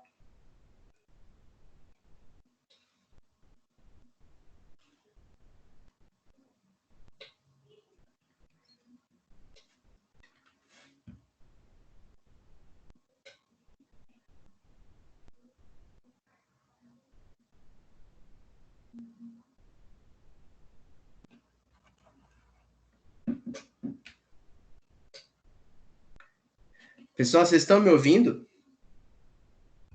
Sim. Ah, tá. Porque senão eu estou falando sozinho aqui. Tá, vou seguir aqui então. Outros tipos de bancos. A gente tem os bancos múltiplos. Os bancos múltiplos são instituições financeiras do setor privado ou público que têm atuação em diversos segmentos do mercado. O banco múltiplo pode atuar como banco comercial, banco de investimento, no arrendamento mercantil e crédito, além de financiamentos e investimentos. Essas são algumas características de grande parte dos bancos brasileiros, ao menos daqueles mais conhecidos da população. Para ser chamado de banco múltiplo, a instituição deve ter atuação em pelo menos 2 segmentos. Os bancos múltiplos, que atuam como bancos comerciais, podem fazer a captação de recursos da mesma forma que esses, por depósito à vista e a prazo. Para o cliente, a atuação em mais de um setor torna tudo uma facilidade, já que é possível realizar diversas ações na mesma instituição. Então é o seguinte, os bancos múltiplos, a grande maioria desses bancos comerciais são todos bancos múltiplos. Ou seja, nesse mesmo banco, você vai conseguir fazer as atividades naturais de um banco comercial e também linhas de crédito, investimento, financiamento e outras áreas que não são específicas de bancos comerciais, mas por eles serem bancos múltiplos, ou seja, atuando em vários setores, eles têm a autorização também para exercer essa atividade. Então, o mesmo banco ele vai poder oferecer diversos serviços para vocês. O que faz a diferença de um banco para o outro? A cobrança de taxas, valores e atendimento. Então, se você tem facilidade, por exemplo, de fazer tudo por aplicativo, e a gente está sendo obrigado muito nesse período a fazer muita coisa por aplicativo, talvez um banco comercial nem seja o seu foco, nem seja a necessidade sua. Você pode migrar para um banco digital, por exemplo, que também são bancos múltiplos e fazem tudo isso que um banco comercial faz também, sem ter agência. Aí é sempre a dúvida, assim, mas se eu tenho um banco só por aplicativo, como que eu faço para pegar dinheiro? A rede 24 horas aí de banco, de caixas eletrônicos, ele possibilita qualquer banco vinculado ao banco 24 horas, que a gente tem mais de 100 instituições vinculadas a esses programas 24 horas, então você vai conseguir sacar o dinheiro igual você faz no banco normal, tudo idêntico. A diferença é que ele não tem agência e se resolve tudo pelo aplicativo e pelo celular. Hoje, até por uma questão de redução de custos, os bancos tradicionais, esses bancos múltiplos, eles estão transformando a maior linha de atendimento todos de forma virtual. Inclusive, tem lá aqueles... igual a mulher do Google aí, que faz todo o atendimento parecendo uma pessoa mesmo. Tem lá do Banco Bradesco. O Itaú também tem aplicativo muito fácil de usar para você conversar com o seu gerente, com o atendente. Você consegue fazer tudo pelo aplicativo. Tudo isso são desenvolvimento e avanços que os bancos estão fazendo justamente para diminuir custo e tentar oferecer um produto melhor para os seus clientes. E esses são os bancos múltiplos. Então, são os bancos tradicionais, na sua grande maioria são bancos múltiplos, são instituições financeiras que conseguem fazer mais de uma atuação. Financeiras. O que são financeiras? Também se tornaram muito populares no Brasil nos últimos anos. Elas são instituições do setor privado que oferecem recursos para financiar a aquisição de bens e serviços, além de recursos para empresas. A captação de recursos pelas financeiras é feita por oferta a pessoas físicas e investidores das letras de câmbio dos recibos de depósitos bancários, os RDBs.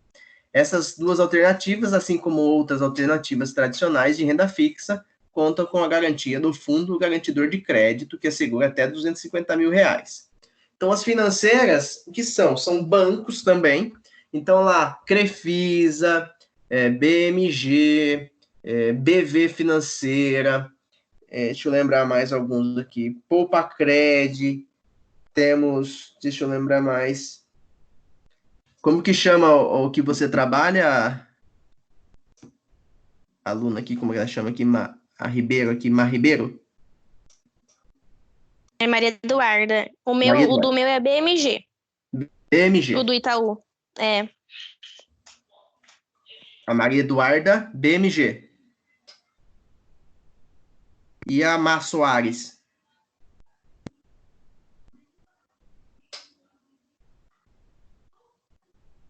A Mar Soares aqui. Eu trabalho com vários.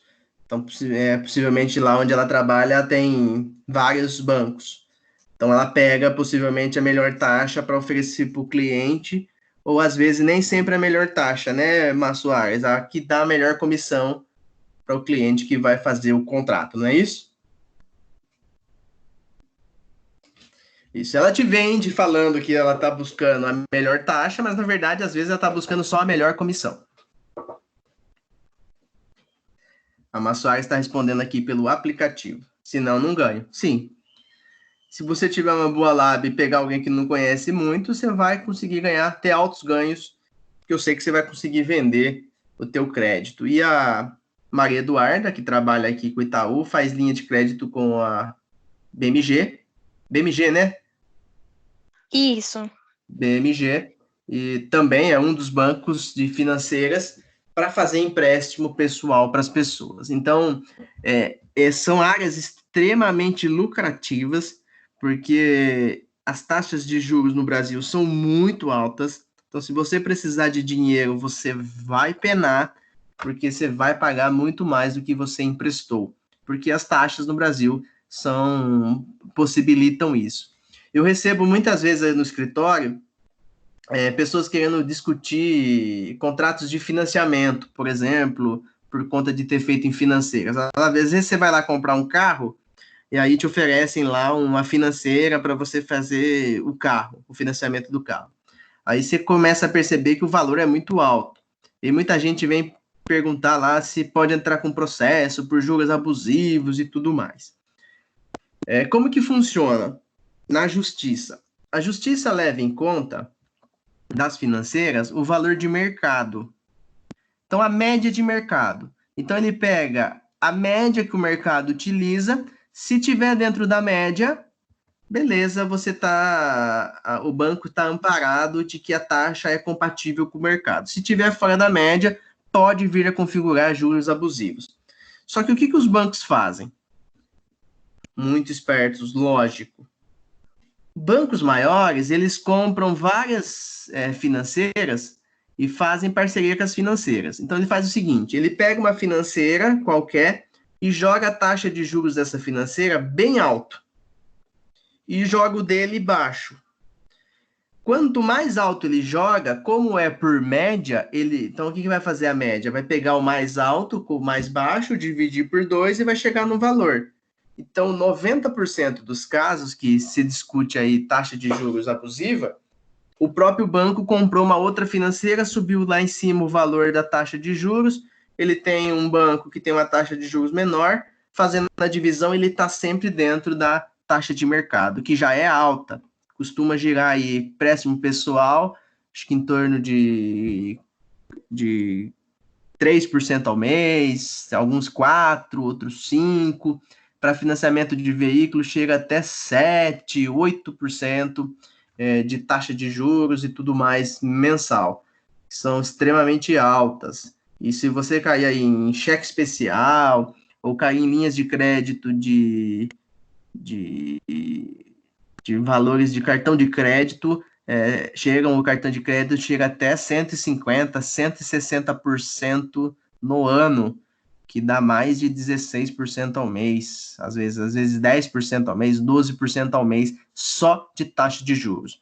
É assim que os bancos brasileiros se enriquecem e ficam cada vez mais ricos. E as financeiras vêm nesse contraponto também. Não é à toa aí que acho que uma das maiores financeiras hoje do Brasil, a Crefisa, ela investe milhões e milhões de reais em times de futebol, em específico o Palmeiras, por exemplo, contratando jogadores com muito dinheiro. Por quê? Porque financeiras dá muito dinheiro, porque as pessoas estão atoladas em dívidas e ficam cada vez mais atoladas E pagando juros, pagando juros, pagando juros. Então, quando você termina o contrato, você pagou mais juros do que o próprio contrato do que você mesmo emprestou. Mas isso são formas autorizadas e que a lei autoriza de ganhar dinheiro.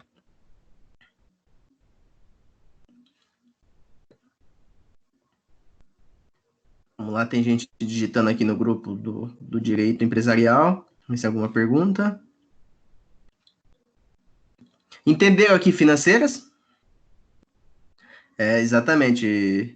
Mas Soares, a taxa de juros da Crefisa é de fato absurda, só que a vantagem dela é que ela empresta mesmo para quem é negativado. Algumas outras não emprestam, e a propaganda deles que é extremamente forte em praticamente todos os veículos de comunicação, mas a taxa de juros delas é de fato mais alta.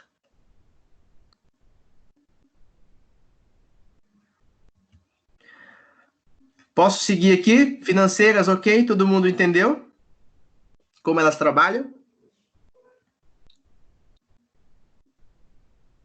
Sim.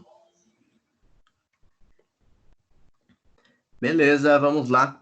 Corretora de valores, que é o próximo, instituição financeira.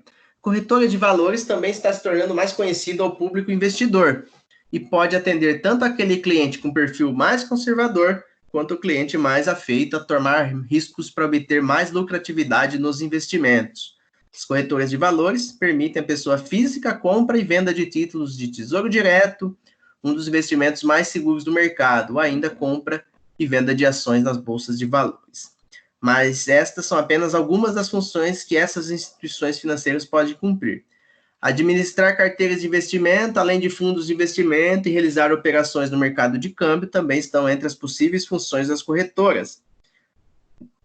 A operação no mercado financeiro é, por vezes, complexa, especialmente para o investidor iniciante. Então, utilizar dessas corretoras facilita o trabalho de investimento. O que faz a corretora de valores? Eles são intermediários entre você que quer investir e a bolsa de valores que recebe o investimento ou até mesmo o tesouro direto. O que é o tesouro direto que muita gente fala? O tesouro direto é você emprestar dinheiro para o governo. E qual é a chance de você não receber do governo? Mínima. Porque para o governo não te pagar quer dizer que o país quebrou. E se o país quebrou, você já vai estar quebrado de qualquer jeito. Então, por isso que o Tesouro Direto é chamado um dos investimentos mais seguros que a gente tem no país, juntamente com a própria poupança, que, ao contrário do que se propaga aí, principalmente nessa época de pandemia, de que vão confiscar o dinheiro da poupança e tudo mais, balela, fake news. A poupança ela é protegida. Desde que aconteceu a situação lá com o Collor, foi editada uma emenda constitucional, ou seja, lembra do triângulo lá que eu ensinei vocês? Está no topo, uma emenda constitucional. Ela entrou dentro da Constituição, proíbe qualquer confisco de poupança. Então, isso não vai acontecer. Então, o Tesouro Direto é um investimento muito parecido com a poupança, dá a mesma segurança e dá lucratividade muito maior do que a própria poupança, que esse ano, por exemplo, vai perder para a própria inflação. E a Bolsa de Valores são ações. O que é ações na Bolsa de Valores? Não sei se tem aqui na aula aqui alguém que gosta de investimento e atua nesse ramo de investimento. Pode explicar até com mais ênfase o que é uma Bolsa de Valores. Mas Bolsa de Valores são o local onde ficam essas empresas de capital aberto, que vocês estão fazendo o trabalho, inclusive, sobre isso. Você transforma em sociedade anônima e vende pedacinhos da sua empresa dentro da Bolsa de Valores. Então, você compra ações. E essas ações são pedacinhos da empresa. E esses pedacinhos têm um valor. Então, apesar de a gente estar passando por uma crise aí na Bolsa de Valores, onde muita gente está perdendo os investimentos, perdendo a capacidade dos investimentos, ainda é a melhor forma de investimento para você que busca altos ganhos. Vou dar um exemplo. Hoje, vou até pesquisar agora, nesse momento, ações da Petrobras. Ações da Petrobras hoje estão sendo negociadas a R$ 17,32. Ou seja, para você ser dono de um pedacinho da Petrobras, você tem que desembolsar R$ 17,32 para você ser dono de um pedacinho da Petrobras. Hoje, para você investir na Petrobras, você precisa investir no mínimo R$ 1.000 e comprar um número de ações correspondente a R$ 1.000. A Petrobras, ela vinha até antes da pandemia, inclusive, que era um dos trabalhos que vocês tinham que fazer, aí muita gente já entregou, muita gente vai entregar ainda que está dentro do prazo. Se você fizer a pesquisa aqui no próprio Google, dos últimos 6 meses da Petrobras, ela veio, por exemplo, 7 de novembro de 2019, uma ação da Petrobras custava R$ 30,90. Ela estava variando entre 30,29, 30,29, 30,29. Depois que deu a pandemia e a crise na Bolsa, ela reduziu uma forte queda. Ela chegou em 19 de março, mês passado, a ser negociada por R$ 12,21 e ela vem se recuperando agora. Hoje, por exemplo, está a 17,32. Como que faz para ganhar dinheiro na Bolsa de Valores? Você precisa comprar na baixa e vender na alta. Então, se você comprasse lá as ações valendo R$ 12 e vendesse hoje em 12 de março, você comprou a ação da Petrobras valendo R$ 12,60. E hoje você vendeu a R$ 17,32. Então, 12,60 menos 17,32, você estaria lucrando R$ 4,72 por ação. Imagina se você tenha 1.000 ações. Você lucrou, só de deixar o dinheiro lá, de comprar na baixa e vender na alta, você lucrou R$ 4.000, R$ 4.720, só por comprar na baixa e vender na alta. Então, é assim que ganha dinheiro na Bolsa de Valores. Só que qual é o risco? Você pode comprar a R$ 12, como eu disse aqui para você, e ela cair mais e chegar lá a R$ 3, a R$ 2. Então, tudo aquilo que você gastou não vale mais nada. Então, Bolsa de Valores é para dois tipos de investimento, dois tipos de investidores. Aquele que tem coragem e não liga para perdas. Então, quando você está perdendo, você deve deixar lá, esperar valorizar novamente. Vou dar um exemplo. Petrobras. Qual é a chance de a Petrobras valer R$ 12? Nenhuma. A ação da Petrobras sempre valeu em torno de R$ 25 a R$ 30. Qualquer coisa abaixo disso, pode comprar que você vai ganhar dinheiro a longo prazo. Porque as ações da Petrobras, passando a pandemia, elas vão voltar a valer em torno de R$ 25 a R$ 30, porque isso é histórico da Petrobras. Só que qual é o risco? Se você comprar hoje, pode acontecer o pico da doença, as ações caírem novamente e você fica com medo e vender na baixa. Se você vender na baixa, você vai perder dinheiro. O que você precisa ter é concentração e coragem para aguentar o período de baixa para vender só quando chegar na alta. É assim que o pessoal ganha dinheiro na Bolsa de Valores. Por meio das corretoras de valores que fazem esse tipo de serviço. E os bancos múltiplos também têm dentro deles essas corretoras, essas pessoas especializadas em investimento, só que com uma diferença. Eles vão primeiro bater as metas do banco para depois te dar um retorno financeiro. Entenderam a corretora de valores? Posso seguir?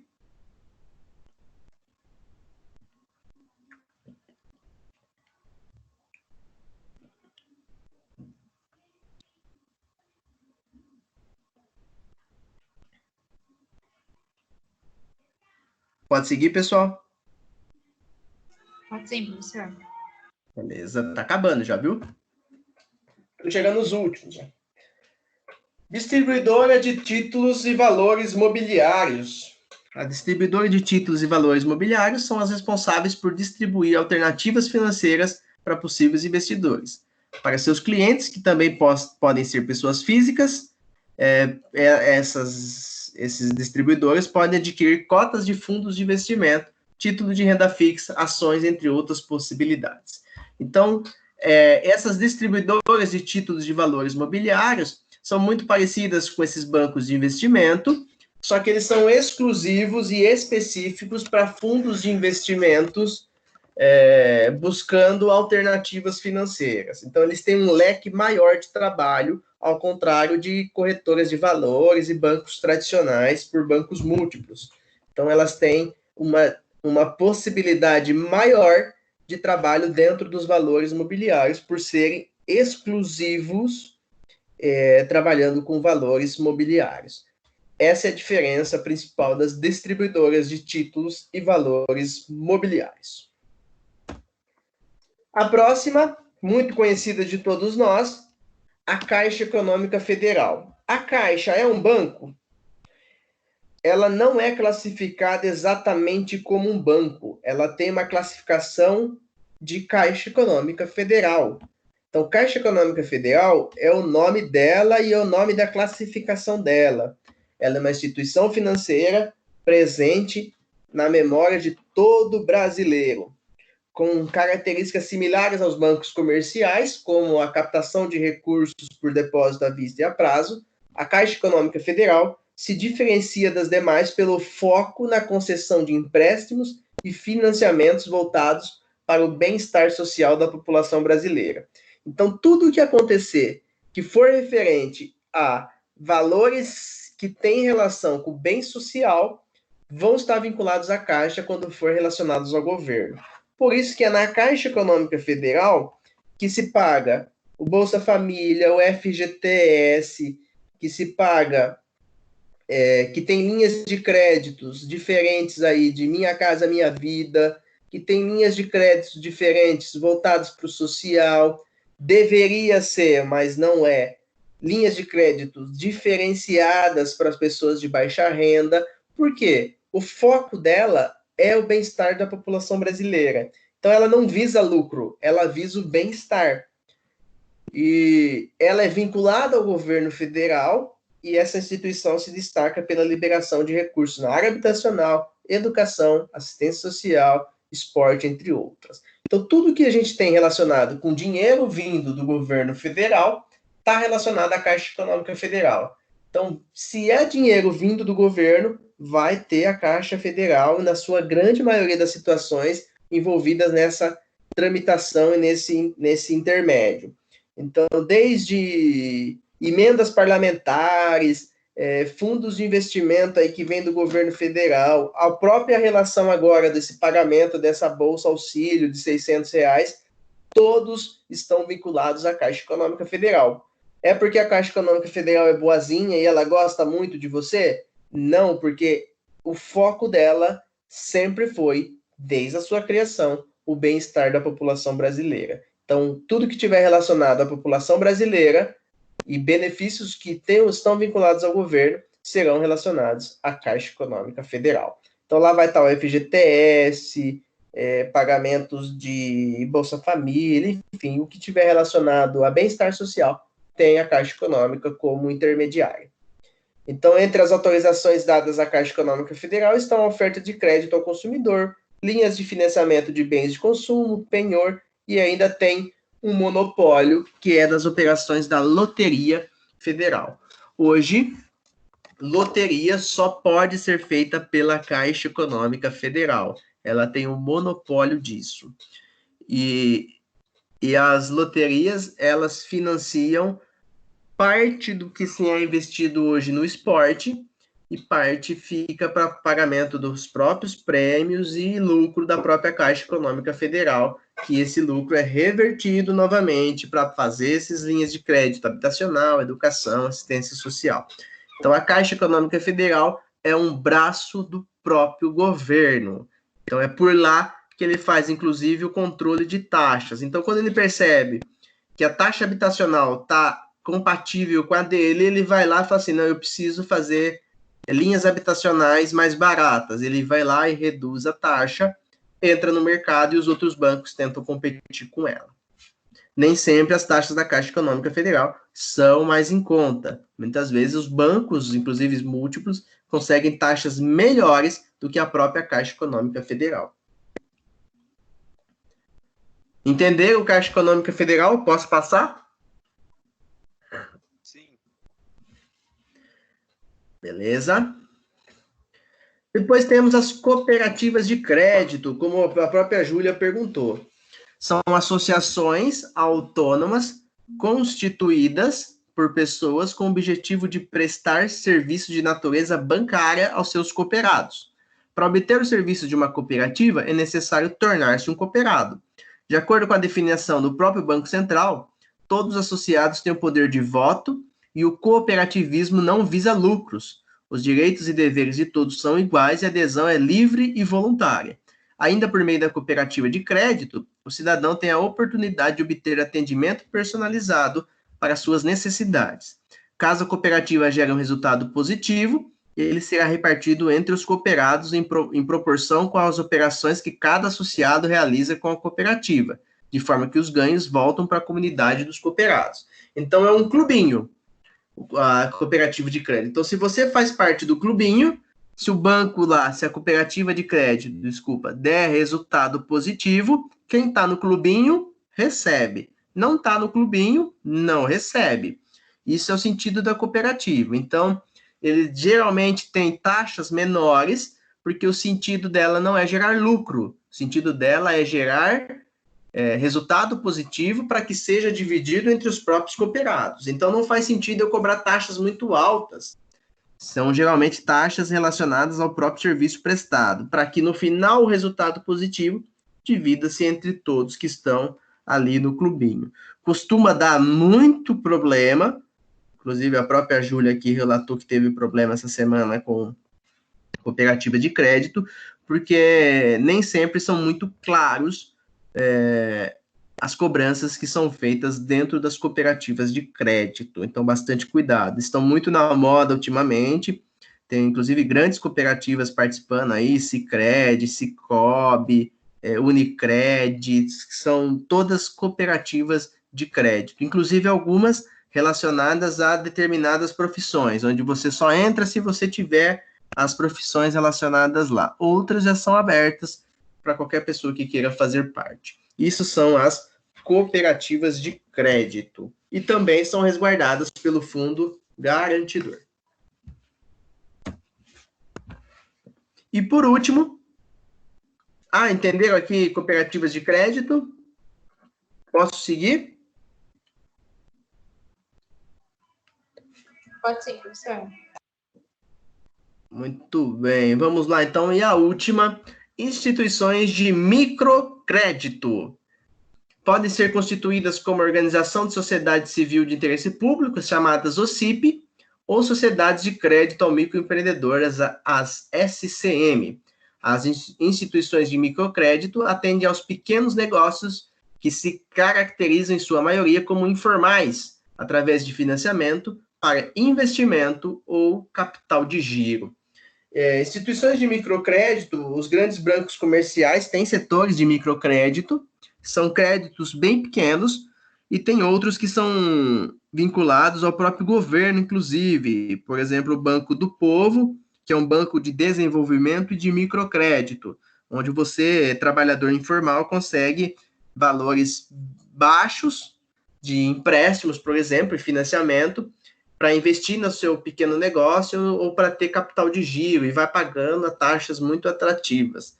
É muito comum em comunidades, em bairros, essas instituições de microcrédito visam justamente valorizar esse pequeno comércio, esse pequeno empreendedor, para que ele sobreviva e consiga desenvolver sua atividade econômica. E a gente termina por aqui. Esses são os grupos econômicos, as instituições financeiras que a gente tem hoje no Brasil. A gente deu uma passada em todos eles, explicou cada um deles. Lembrando que o direito bancário também faz parte aí do conhecimento que você deve ter. Leandro.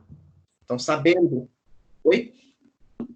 Depois você vai dar uma revisada dessas coisas aí, né? Pela misericórdia. Porque você não prestou atenção até agora, Micaela? Não, eu prestei, professor, mas é muita coisa, né? Tá, eu vou tentar fazer a revisão na aula que vem, porque hoje eu acabo a matéria do primeiro bimestre. Muita coisa. Possivelmente a prova não será semana que vem, vai ser nas próximas semanas. Aí eu devo fazer uma revisão com vocês. Ô, professor, Sim. o pessoal tá falando aqui que eu tava assistindo a live ao invés de estar na aula. Você estava onde? Na live? Sim. Não, Quem é que sério, eu quero fazer uma pergunta. Quem que tá cantando hoje na live? A Marília Mendonça. Hoje é Marília Mendonça? Por isso que eu faço pergunta aqui e ninguém responde. Tá todo mundo vendo Marília Mendonça. Talvez. Aí é engraçado, a aula dura 1h30, cansa. A Marília Mendonça canta 8 horas e tá tudo tranquilo. Não, professor, deixa eu perguntar. Então, é porque a gente estava discutindo bastante no nosso grupo aqui, no nosso outro grupo, sem ser o do direito.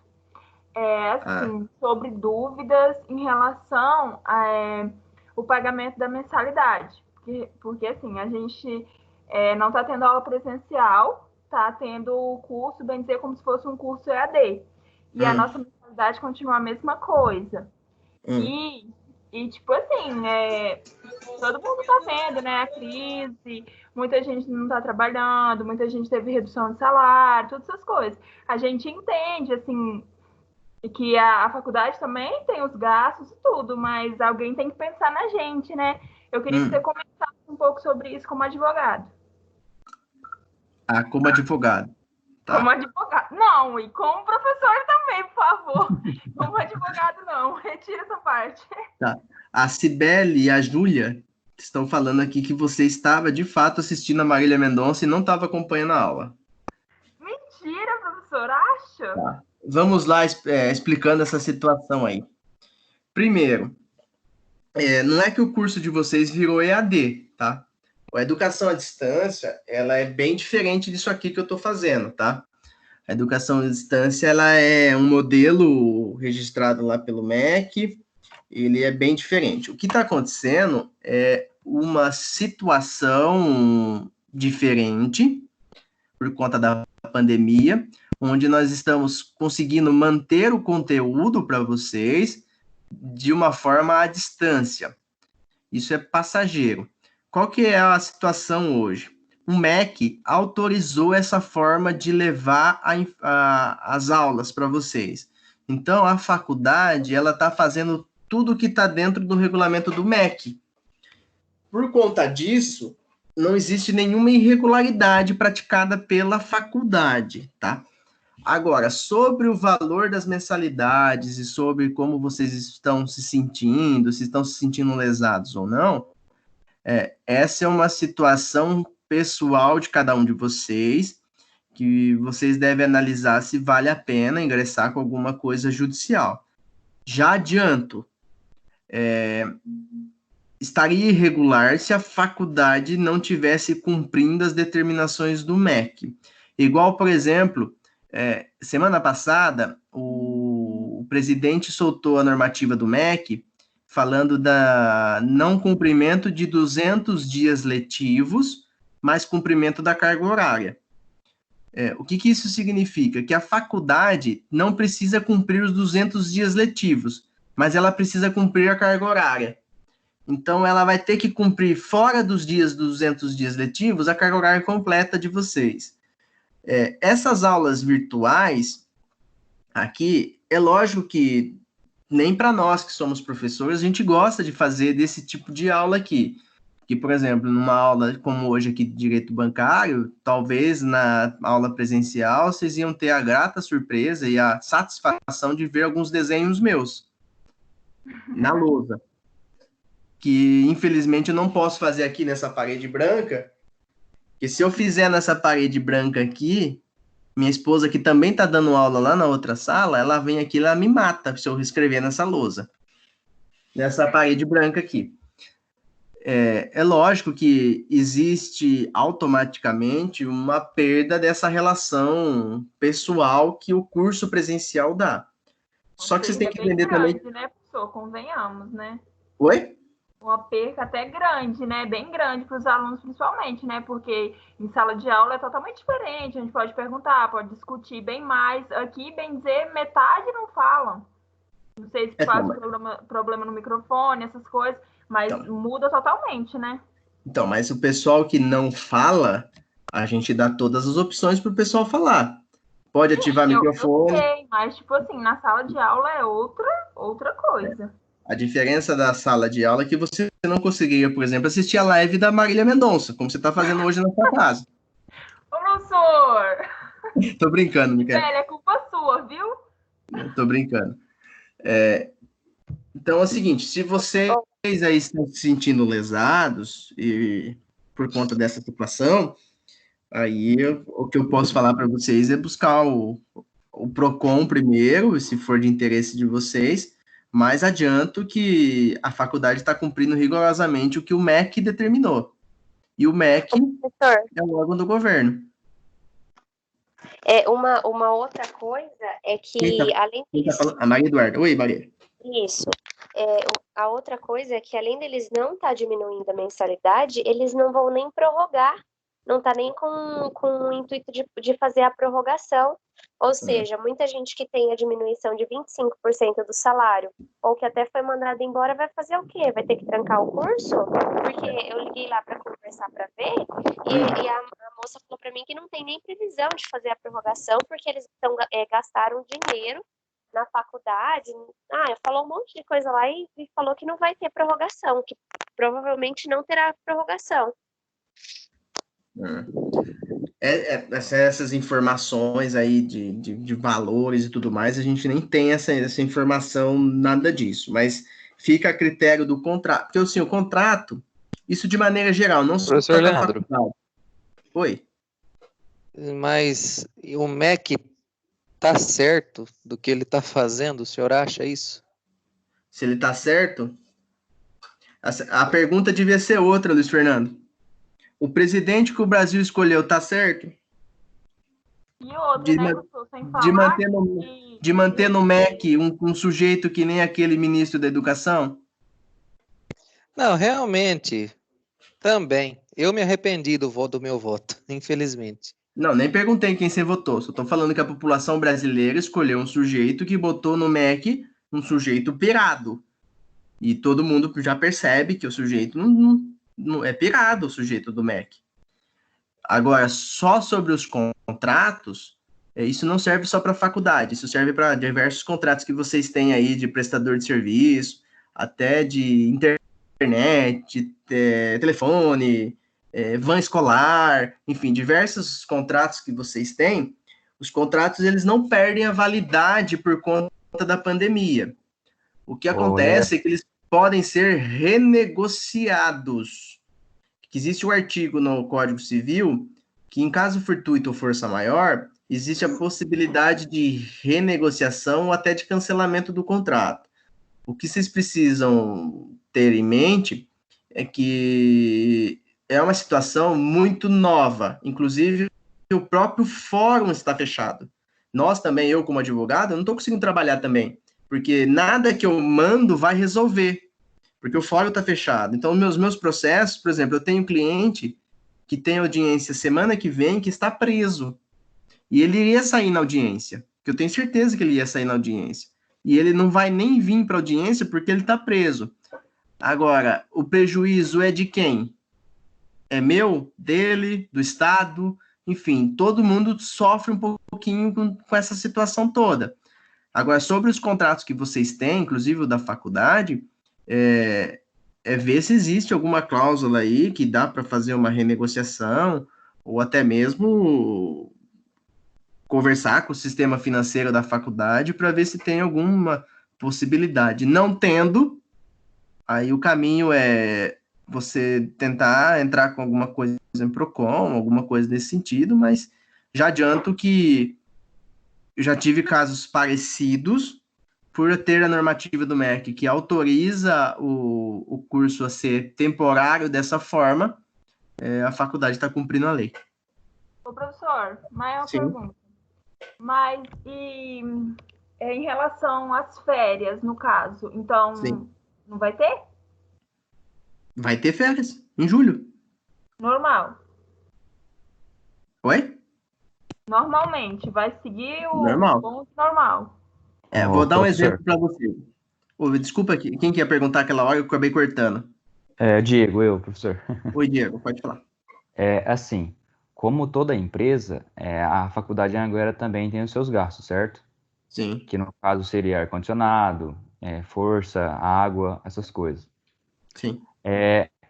Supondo que a faculdade fique esses meses aí parado, só ela vai deixar de perder, porque se ela continua cobrando o mesmo valor dos alunos, então ela passa a lucrar um pouco em cima disso, porque daí ela não vai pagar a conta de ar-condicionado e entre essas outras coisas. E o aluno que se ferra vai pagar a mensalidade normalmente, e a faculdade, por não pagar esses gastos, ela vai acabar lucrando em cima dos alunos. Depende, viu, Diego? Sim, Depende. Porque é o seguinte, essa plataforma que vocês estão aqui assistindo a aula online, não existia antes. Então, a faculdade possivelmente direcionou parte do custo operacional para pagar esse serviço da Microsoft.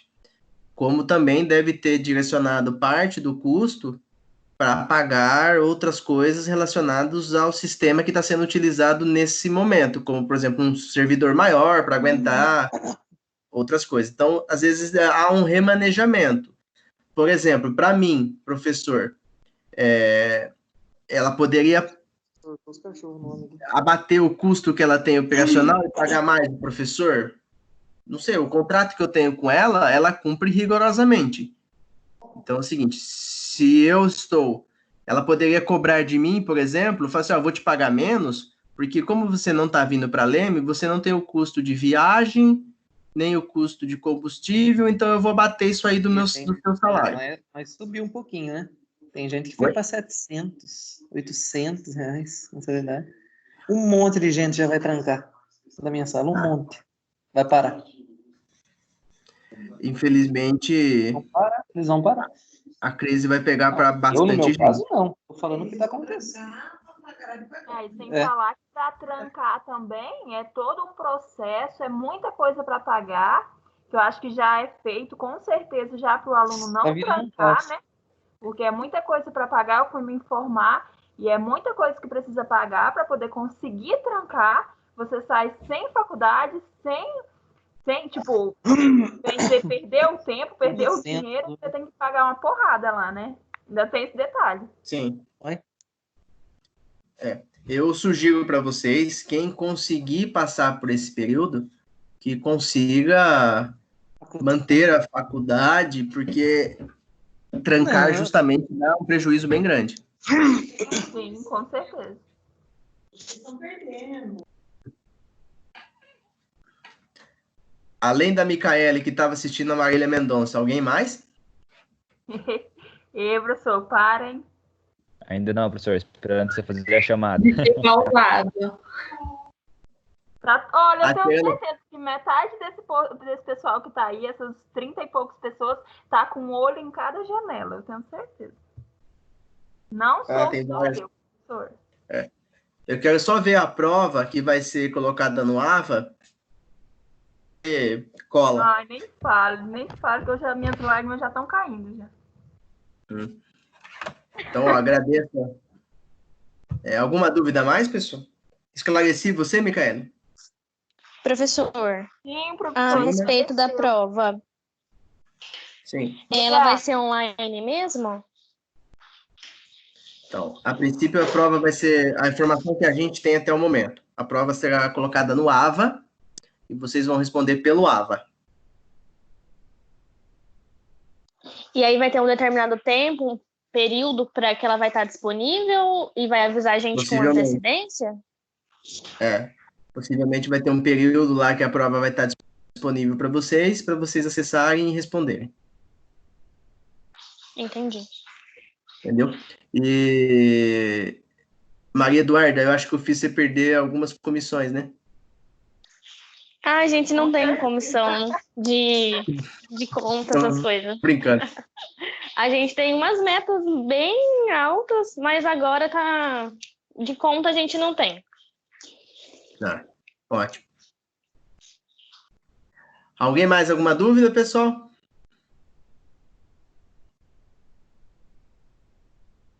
Não, tranquilo.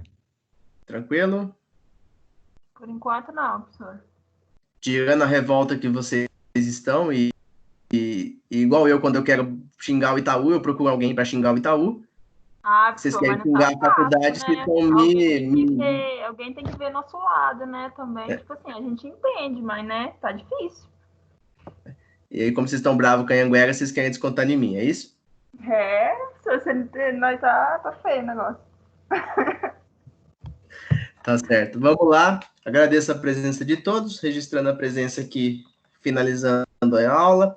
Matheus Godoy, Aguinaldo Ribeiro, Amanda Chagas, Ana Carolina Brito, Andressa Glitz, Arlan Maneta, Beatriz Cristina Gomes, Bruna Magri, Bruno Segatti, Carolina Barbuio, Cibele, Diego Armando, Ellen Olímpio, Fabiana, Gabriela Batista, Herbert Souza, Inaê, Jéssica Carneiro, Júlia Custódio, Lauro Michelino, Lídia Alves, Lilian Silva, Luiz Fernando, Malane Ferreira, Márcia Gonçalves, Maria Eduarda Breda, Micaele Azevedo, Natália Savassi, Nayara Miguel, Patrick Barbosa, Juan Sanches, Stephanie Cantarucci, Tawane Rodrigues, Vitória Silva, e também agradecer a todas as abas que devem estar abertas com todo esse povo aqui do Facebook, da Marília Mendonça, do YouTube, de Joguinho e tudo mais que deve estar aberto aqui junto comigo falando.